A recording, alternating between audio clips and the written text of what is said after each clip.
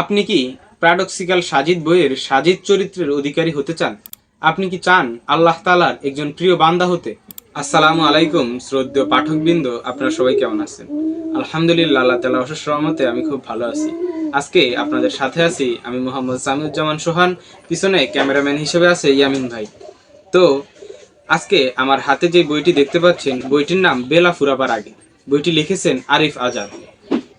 Paradoxical Sajid বইয়ের review এর আগে আমাদের নোমানি গ্রন্থাগারের অন্যতম দায়িত্বশীল তামিম ভাই দিয়েছিলেন। ওই রিভিউর লিঙ্কটা নিচে কমেন্ট বক্সে দিয়ে দিব। আরিফ আজাদ তার মননশীল চিন্তা ভাবনা ও যুক্তি দিয়ে লেখালেখির মাধ্যমে লক্ষ লক্ষ তরুণদের মাঝে নিজের জায়গা করে নিয়েছেন। কথা না বাড়িয়ে চলে যাব মূল বিষয়। আরিফ আজাদ ভাই প্যারাডক্সিক্যাল সাজিদ সিরিজ লেখার পরে তার ইনবক্সে অনেক মানুষই মেসেজ দিতে থাকে যে ভাই, সাজিদ কিভাবে হওয়া যায়।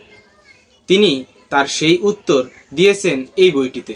আমাদের সকলের মনে এই চিন্তাটা একবার হলেও আসে যে আমি ভালো হয়ে যাব বা আজ থেকে নিজেকে বদলাতে হবে। মুখে এই কথা বললেও আমরা তা কাজে রূপান্তর করি না। দিন দিন বয়স বাড়তেছে, আমরা বড় হচ্ছি, সময়ের সাথে সাথে মৃত্যু আমাদের কাছে আসতেছে, সেই খেয়াল আমাদের কারোরই নেই। লেখক এই বইটিতে জীবনের সকল সমস্যা, মনে থাকা বিভিন্ন প্রশ্ন উত্তর সহকারে ধাপে ধাপে প্রকাশ করেছেন। বইটিতে আপনারা যে সকল প্রশ্নের উত্তর পাবেন। আপনার কি নিজেকে পাপী মনে হয়? আপনার কি মনে হয় আল্লাহ তাআলা কি আপনাকে কোনোদিন ক্ষমা করবেন? মাঝে মধ্যেই প্রচণ্ড দুঃখে ভেঙে পড়ি আমরা। বাবা মায়ের মৃত্যু, পরীক্ষার রেজাল্ট, দাম্পত্য জীবনের সমস্যা বা পারিবারিক বিভিন্ন সমস্যা ইত্যাদি ইত্যাদি। সুখ আসলে কি? সুখ কোথায় পাওয়া যায়? বিলাসী জীবনে নাকি আল্লাহ তাআলার হুকুম মেনে চলার মাধ্যমে? বেলা ফুরাবার আগেই দিনের পথে ফিরতে হবে, না হলে কোনো লাভ নেই। ও পারে, আমি কেন পারি না? আমি তো কোনো পাপ করিনি, তাহলে আমার জীবনে এত দুঃখ কেন? অনেকেরই নামাজে মন বসে না।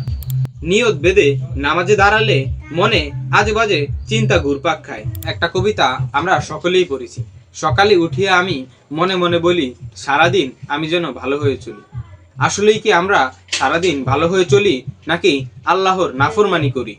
জীবনের অসংখ্য প্রশ্নের উত্তর আপনি পেয়ে যাবেন এই বইটিতে।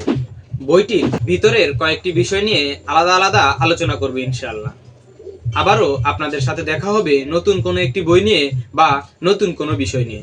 ততক্ষণে ভালো থাকুন, সুস্থ থাকুন। আল্লাহ হাফেজ।